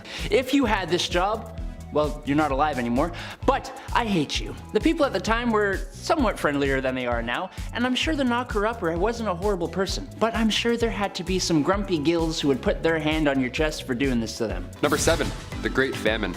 We're gonna lean out of wife selling for a hot minute and include the boys for this one. Yeah, come on back in, you're all guilty. The Great Famine took out everybody, not just Victorian women of course. Back in 1845, potato crop that a lot of the Irish population was relying on was no longer available all of a sudden. A group of microorganisms just wiped them out, just like that, and in result, around 1 million folks died or had to leave. It was draconian law and British ruling that made the exported food hard to reach people that really needed it. So this famine led to Irish independence and anti-union movements. Little fun bit of history I had to include on this one. Number 6, the Brooklyn Theater Stampede. And we're back to absolute horribleness. Here we go. I love the theater. When the pandemic shut down plays, I actually felt pretty sad. I like sitting in full rooms watching a guy in a fake wig monologue about Mozart. Like that's my ideal Saturday night. That's the best. I don't want that to not be a thing anymore. I love theater. But today we have an obnoxious amount of distractions that can take you out of the experience. Guy's texting fighting his ex-girlfriend 2 rows ahead of me. I'm trying to watch Joseph in the amazing Technicolor Dreamcoat. And I'm like, man, it's not the same anymore. Theater's not the same anymore. Turn off your phone. Throw a tomato at him. It can be distracting. Exit signs can also be pretty distracting. But we need them. We definitely need them. Because in 1876, the Brooklyn Theater caught fire after a single lantern fell over on stage during a performance. This was 1876. Everybody was wearing flammable attire. There aren't emergency exits yet. A fire marshal hadn't come in and counted heads at this point, so it was a disaster. 278 people lost their lives. A monument was put up after the incident. It shook the town. It was absolutely horrible. I read about this and I was like, that's horrible. We got included in. This is a horrible list. Number 5, the hobble skirt. Yeah, so when people can't get out of burning theaters, it's stuff like this to blame. Just from this 1910 headline alone, I'm glad we don't have hobble skirts anymore. The June 12, 1910 headline reads, "The hobble skirt is the latest freak in women's fashions." The latest freak. Skirts that are so tight around the ankle that locomotion is seriously impeded and speed is impossible. Nice. I'll take 2, debit. Doesn't that sound like a bad time? Why would anyone want this? Sounds like you're gonna be late for everything. French designer Paul Poirier made these to free the bust, to free the, have a lot of room in here, whilst shackling the legs. So you in turn you can't move. Just what you need to move around uneven stone roads, I guess. Love the practicality on this one, Paul, thanks. Despite how ridiculous and unsafe the hobble skirt looks and acts, only the wealthy could afford such a thing. Shoot! Oh man, must be nice. I'll just be over here wearing jeans like an idiot. Middle and lower class women wore skirts with slits or buttons so they could, actually walk around. Yeah, what fools. Oh, sorry, you want a button? I don't speak broke, sweetie.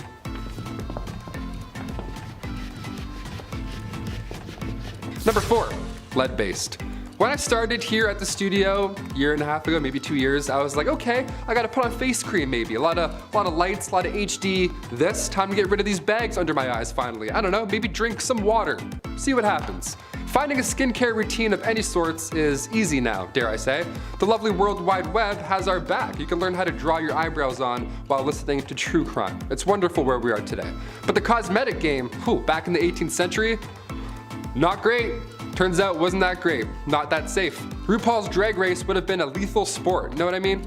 Back in the 18th century, lead mixed with vinegar was often used to make your face look, more pale. The Victorian look, I guess, gotta have those veins pop out. A splash of sulfur for those freckles. Horrible idea. Queen Elizabeth I used cosmetics containing lead, mercury, and or arsenic, the same poison that took out George III and Napoleon Bonaparte, so not safe at all in any time period. In fact, arsenic was on the priority list of hazardous substances, and toxic metal exposure is still an issue we're facing in this era, let alone Victorian. Number 3, the Kensington system.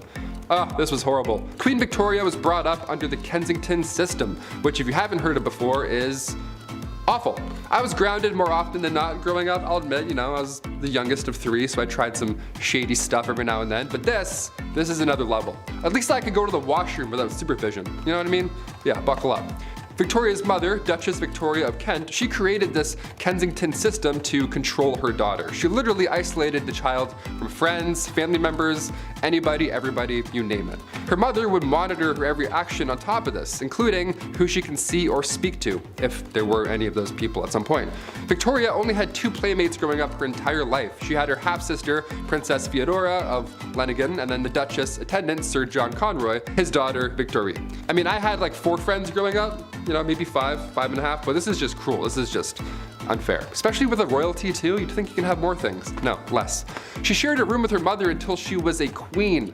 That entire time, she literally couldn't walk down the hallway alone. Victoria has reflected on her childhood, and yeah, in case you're wondering, she hates John Conroy. She referred to him as a demon incarnate, so she's got the words. Number 2, arsenic dresses.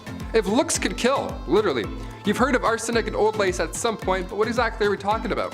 Back in 1861, a poet by the name of Henry Wadsworth Longfellow, real name, his wife, Fanny, also real name, her dress caught on fire and her burns were so bad that of course she sadly didn't survive.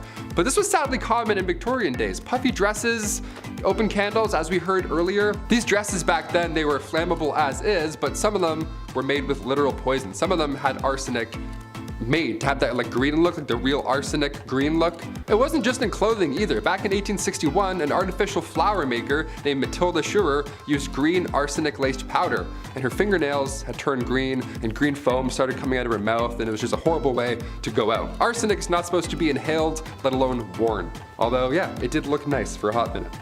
Not worth it. And finally, number 1, Queen Victoria's threats.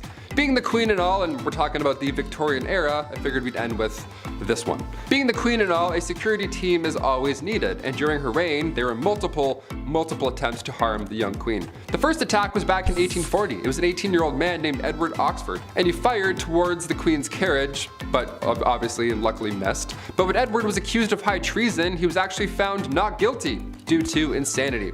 Then a couple years later, in 1842, it happened again. This time 2 men fired at her. They were found guilty. In 1849, her carriage was attacked by William Hamilton. In 1850, as the carriage was passing the gates of Buckingham Palace, Robert Pate, a retired soldier, ran up and hit her with his cane. Victoria was okay, thankfully, but of course, she was shook. Then again in 1842, 1849, and 1872, attempt after attempt. But then things got a little worse. If you haven't heard of Boy Jones or anything that happened here, I saved it for last because it's extremely unsettling. A teenager stalked the queen back in 1838 until 1841. Edward Jones, aka Boy Jones. This guy somehow managed to break into Buckingham Palace more than once. It was some Assassin's Creed type stuff. He just knew some back way, climbed some window or whatever. The guy just knew a route in, so he would break in and would more often than not just hide under the queen's sofa. He would sit on her throne sometimes, and one of the worst things ever, he would go through her drawers and like go through her clothes and stuff. It was creepy. He would steal her clothes until eventually and thankfully he got caught. Number 10, knocker upper. All right, sounds a little different than its actual purpose. Hear me out. Alarm clocks, they're not great, right? They suck, no doubt about it. Now take the alarm clock and assign that job to a real life person. What does that look like? What does that sound like, rather, at 6 a.m.? That person is called a knocker upper. A person employed solely to wake up workers at mills and factories on those early morning shifts. Now, going from house to house, using a long pole to knock on bedroom windows, that sounds like the best job ever, right? I can't close the list with this one. This is number 10, for sure. It's kind of fun. If you had this job, well, you're probably not alive anymore. I don't know, unless you live in a weird town. The people at the time were a lot friendlier back then than they are now, so, you know, I'm sure the knocker-upper came around today. Be a little different. They'd probably be on World Star the next day. Knocker-uppers back in the day, thank you. Thank you so much for waking me up. I would have lost $14. Thank you. It was a big deal. It was definitely a big deal. Number 9.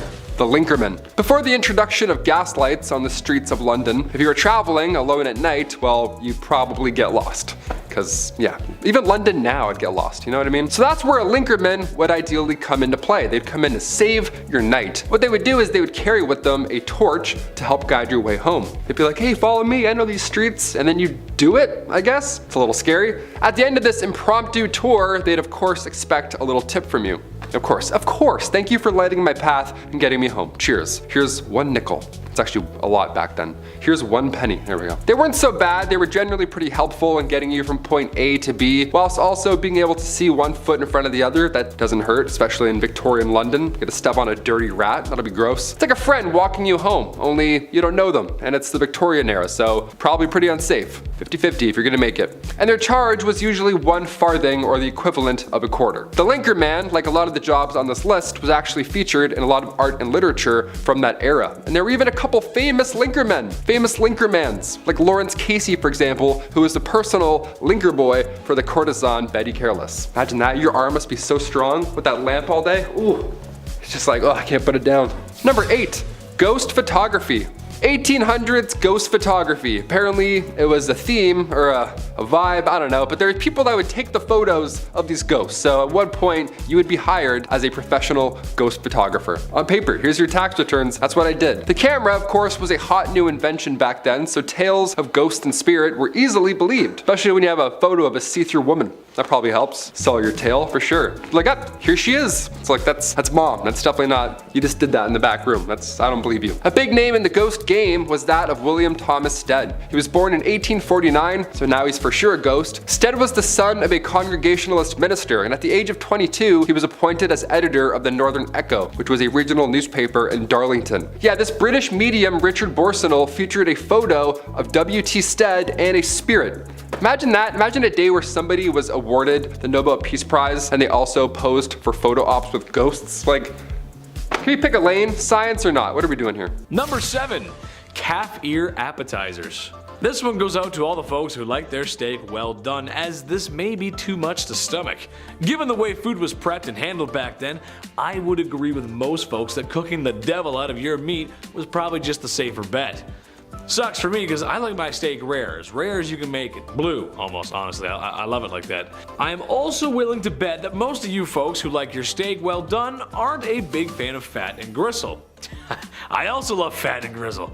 I just like meat, what can I say? What I'm getting to is calf ear appetizers. Yes, cooked calf ears, which I'm pretty sure are just like pure cartilage. Higher class women could often find themselves at parties where they would serve up this chewy delight. You'd probably just be chewing on that for a while. I feel like most people wouldn't like that. Is Chris a cartilage guy? I don't know, we'll see. Number 6, hand cleavage. This goes for every inch of the skin, really, but women had to cover up back then. That means no ankles, neck, or God forbid a wrist. If a man saw a wrist, they would act, ooh. Well, I don't know if they were that down bad, but women of higher esteem wore gloves. There's etiquette to gloves. It was all part of the culture, which means only women with dosh could practice such glove etiquette. I say no woman should have to cover up. She should wear whatever the heck she wants when the heck she wants to. However, with the gloves, I believe there's a separate issue. I have an issue being a big dude with asthma. I sweat a lot more than the average folk. It just sucks, but if I was a fair lady with those gloves on, well, I might want to leave them on. Wouldn't want to ruin anyone's appetites for calf ear appetizers because the smell and the sweat, it just, ooh, it'd be gross, ooh. Number 5, dresses too big. This is something I'm glad isn't a thing anymore. I'm not a person who likes to dress up. I'm a simple dude. Casual and comfortable is my forte. However uncomfortable wearing suits is, I like to think I clean up well. And I understand sometimes you gotta wear drip. It's just how life goes. Sometimes you gotta dress up. I just don't think people should be showing up to any formal events in cowboy boots and a popped collar shirt. I've known a few of those people. But what I'm really talking about here is the obtuse size of women's dresses and just the whole culture of women's fashion back then. It's just crazy. Large and overbearing dresses with enough material to use as blankets when you sleep. I know that couldn't have been fun. It's horrible. Especially with my sweat problem. A few hours in a suit and maybe a few beers later and the first thing I'm trying to do is take the suit off. It gets tight and sweaty in there and it's just a lot of material. It's just too much. And doorways, trying to get through doorway, ugh. Forget about it. Number 4, fava beans. Well, after all that sweating and being around all that foulness, ladies needed to detox. How about a nice face mask made of beef? Yes, that's right. To keep their skin young and beautiful, they would drape a slice of beef over their face. Nothing like a little Hannibal Lecter before bedtime. Now, I hear you saying, well, Chad, that's not that bad. Okay, but think about this though. For the time period, that beef was probably yucky due to food processing practices of the time, and there's just no fridges. That means it would stinky. I hope it was at least winter before these ladies decided to beef up like that. This process of beef was supposed to rejuvenate the skin because beef contains some important vitamins for such. I can't recommend that. You just walk in with the beef and, hello darling, yes. Gross. Number 3, hot Christmas. This is just so dumb. I'm just gonna go ahead and tell everyone at home right now not to do this, because I know some of you, and some of you are gonna be like, oh, thanks Chetty, that's cool. No, don't do it. I'm a doctor, a lawyer, and a firefighter. Basically, this was a super fun game that felt like something out of Johnny Knoxville's head, not Victorian families gathering at Christmas. Basically, they would gather at Christmas to play a game called Snapdragon. You get a bowl of raisins and almonds, you pour some brandy in there, and maybe one out for your homie, and ignite the brandy. Once the bowl is on fire, the family will compete to see who can grab the flaming treats and eat them the fastest.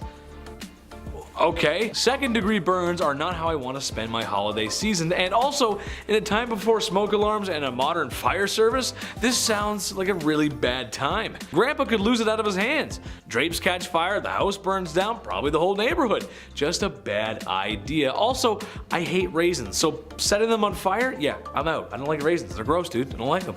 Number 2, crypt pics. Look, it's a part of life. It happens. You live, you love, and depending on how much your wife likes interior design, you probably have a sign hanging up like that in your home somewhere that says something like that. You know what I'm talking about. And after spending all that time in HomeSense, it's all over. Fade to black, cease to exist, the forever box. There's a whole process and respect in the undertaking business. The Victorian era had a strange tradition, however. How about taking photographs with the body of a family member who has recently passed on?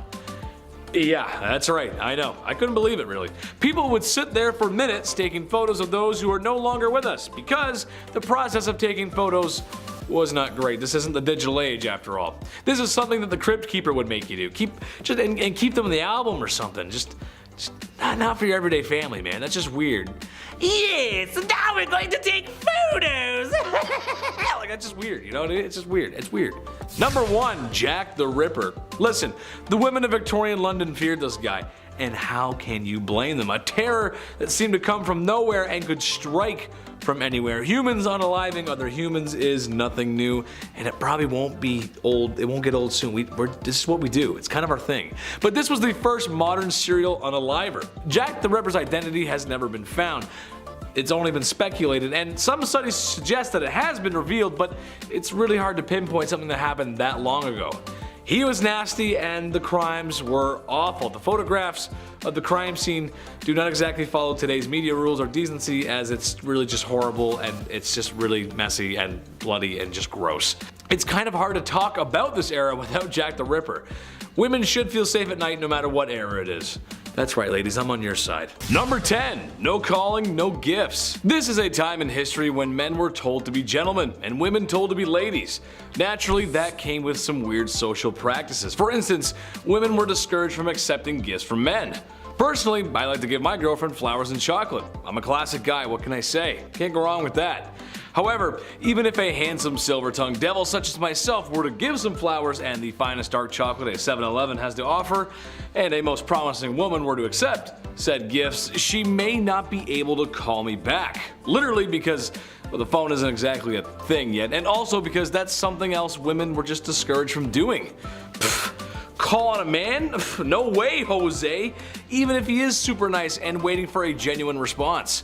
One etiquette guidebook from 1882 called any woman who calls on a man ill-bred and positively improper to do so. I like when people give me flowers and chocolate. Maybe call me sometimes, I'm a little lonely. Number 9, act like a lady. How dare ladies do anything unladylike? Ugh, said every man ever in the Victorian era. This is a time in history when ladies gotta be ladylike. That means makeup, corsets, and don't you dare do anything masculine. Oh, that's me angry. This is still a time when food isn't the greatest either, so imagine if you got an upset tummy at the dinner table.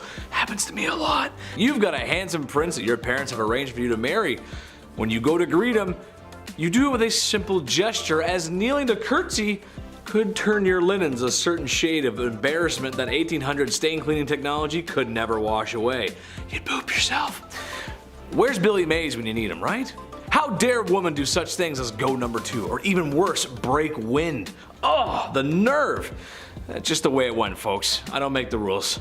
Number 8, charged with love. Naturally, this was the past, and not being open to homosexuality was just the way it was. Especially when tucking yourself into bed at night alone wasn't allowed either. Homosexuality just wasn't gonna happen. They just weren't gonna be approved of it. It's just how it goes. It sucks. However, it's almost as if there's been love on this earth since day one, and to stop that kind of love, it's just silly, man. Wherever I go, everyone is welcome on this channel, or my Twitch. Chetty loves everyone, because in reality, this is a time period where you could wind up in jail for that kind of love. And as Austin Powers would say, that's just not very groovy, baby, yeah. Strangely enough, homosexual relationships between women might have been completely overlooked, as they were sometimes mistaken for women being friends. Yeah, I know. Some women even lived together, but given that they probably needed each other for financial support, people just kind of thought that's how it went, and they ignored it. It's like they live together, and you start putting the pieces together, and it's like, you know, I don't know, something weird going on there.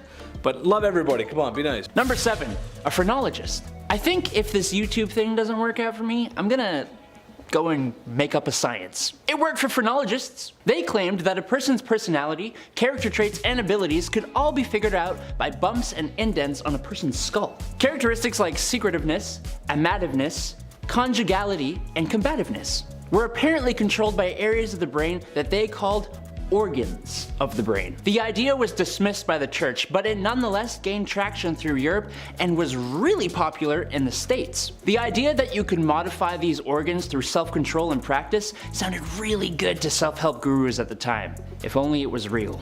Number 6, a dog whipper. Looking for someone who absolutely despises dogs and doesn't mind being despised by the rest of us.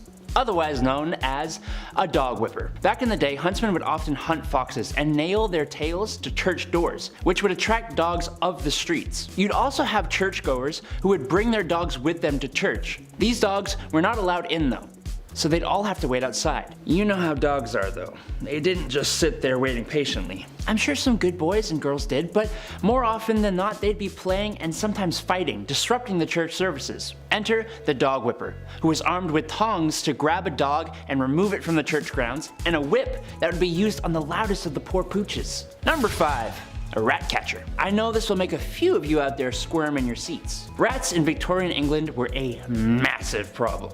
They were everywhere. Every nook and cranny of your house, from the basement to the pipes. There was even an account of them spilling over from royal parks. So of course, where there is a problem, there is a job. Rat catchers were pretty famous throughout the Victorian era and were highly praised in society, but the job wasn't too glamorous. You'd be going into the dark, dirty places where rats would make their homes and catching and often killing thousands of rats a year. Often rat catchers would use other animals like dogs and ferrets to help them hunt down the rats too. I don't know though, it's gonna be me. Number 4, an upright worker. Upright workers, otherwise known as chimney sweeps, actually started off being children as young as the age of 4. The smaller size of the little kiddos was perfect for fitting inside and climbing up and down chimneys. The little suckers would rub their elbows and knees up against the brick of the chimney so much that they would be scraped raw before callousing. Isn't that lovely? No, it's not. It's horrible. Some children were deliberately underfed to keep them small enough to do the job. Some of them would get permanent lung damage from the dust and smut and smoke from the chimney. Some kids even got stuck in the chimneys. Thank the Lord they eventually passed a law that would make it illegal for anyone under the age of 21 to be a chimney sweep. But even then, 'tis not a profession many would like to have. Number 3, matchstick makers. The idea of a lighter wasn't really a big thing in the Victorian era.